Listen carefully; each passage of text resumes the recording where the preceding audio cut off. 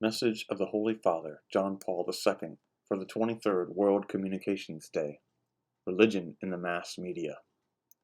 Brothers and sisters, my dear friends the communicators, the theme of the World Day of Social Communications this year, religion in the media, underlines the special importance of the Church's presence and of the part it plays in public dialogue. In our days, in fact, religious messages, as well as cultural messages, gain an increased impact from the intervention of the social communications media. The reflection, which I would like to share with you on this occasion, will illustrate a concern that has been constantly with me throughout my pontificate. What place can religion have in the life of society? And, more exactly, what place can religion have in the media? In the course of its pastoral activity, the Church naturally asks itself questions regarding the media's attitude to religion. The fact is that at the very time the media and the techniques of communication are enjoying such developments, the industrial world which has assisted their extraordinary growth itself shows a secularism which is apparently bent on hastening the disappearance of any sense of religion among the people of our day. Meanwhile, it is plain to see that religious information is tending to get more attention in the media, by reason of the increased interest which is now generally taken in the religious dimension of human realities, whether of the individual or of society. To analyze this phenomenon, one should question the readers of newspapers and the people who watch television or listen to the radio, because it is not a matter of the media imposing religion upon them unasked. It is rather that those responsible for mass communication are simply responding to specific requests they have been receiving to give more space to information and commentary on religious affairs. Throughout the entire world, there are millions of persons who turn to religion in order to make sense of their lives, millions of people for whom relationship with God, their Creator and Father, is the happiest reality of human existence. The communications professionals are well aware of this and act accordingly. And even if this interaction between those in the communications media and the public is marked by incompleteness and partiality, there is this positive fact: religion is there today in the mainstream of media information. By a happy blend of circumstances, World Communications Day in 1989 coincides with the 25th anniversary of the foundation of the Pontifical Commission for Social Communications, which from now on, will be a Pontifical Council. What has it achieved in its 25 years of service in the apostolate of communications? Assuredly, the Church itself has learned to discern more clearly the signs of the times, and the phenomenon of communication is very much one of them. My predecessor, Pius XII, had already invited it to look upon the media not as a threat, but as a gift. The Second Vatican Council, in its turn, solemnly confirmed this positive attitude. The Pontifical Commission, which was then born and which today exists as the Pontifical Council, has given itself fully and perseveringly to the promotion within the Church of an attitude of participation and of creativity in this sector, or better, in the new style of life and sharing of humanity. The question confronting the Church today is not any longer whether the man in the street can grasp a religious message, but how to employ the communications media so as to let him have the full impact of the gospel message. The Lord encourages us very directly and very simply to take the broader view in our witness and our communication. Do not be afraid. What you hear in whispers, proclaim from the housetops. To what is he referring? The evangelist throws light upon it. Christ wishes us to declare ourselves for him before men. So here it is then, the daring, humble, and serene at the same time, which inspires the Christian presence in the middle of the public media debate. St. Paul says to us, "Preaching the gospel is not a thing I boast about, since it is a duty which has been laid on me." Throughout the Scriptures, the same fidelity is spoken of. "I have made no secret of your love and faithfulness in the great assembly, and all men will tell what God has wrought." Communicators and public of the media, you must both question yourselves about the constantly changing demands of this religion pure and undefiled, which invites us to keep ourselves unstained from the world.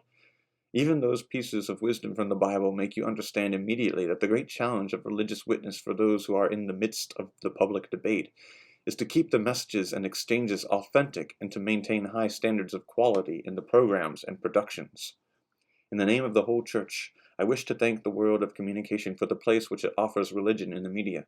I am certain that I am interpreting correctly the feeling of all people of good will when I express this gratitude, even if it does often seem to us that there is room for improvement in the possibilities permitted for a Christian presence in the public debate. I am happy to join in expressing thanks to the media for giving prominence to religious information, documentation, dialogue, and data gathering.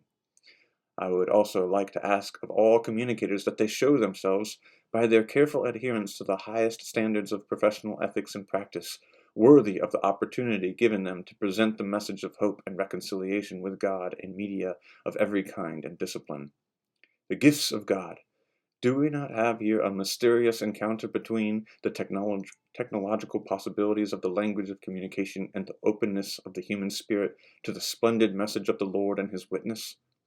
It is at this level that the quality of our ecclesial presence in the public debate is in play.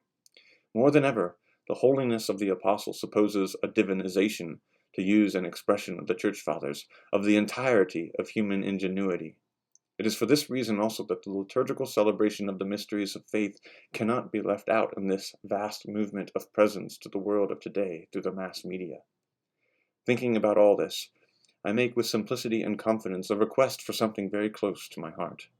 It comes out of the same feeling of friendship as that which made Paul say to Philemon, I write with full confidence, knowing that you will do even more than I ask. Here is my request. Give to religion all the space possible in mass communications. Open the gates. Let the upright nation come in, she, the faithful one, who keeps the peace. It is this that I ask in favor of religion. You will see, dear friends, that these religious themes will have the power to inspire in the measure in which they are competently presented by professionals themselves deeply convinced of them in their own souls. Once the communicator is open to the religious message, his own message gains in quality and interest. To church media workers I repeat, equally in your case, you have received the spirit of adoption of sons, which makes you cry out, Abba, Father!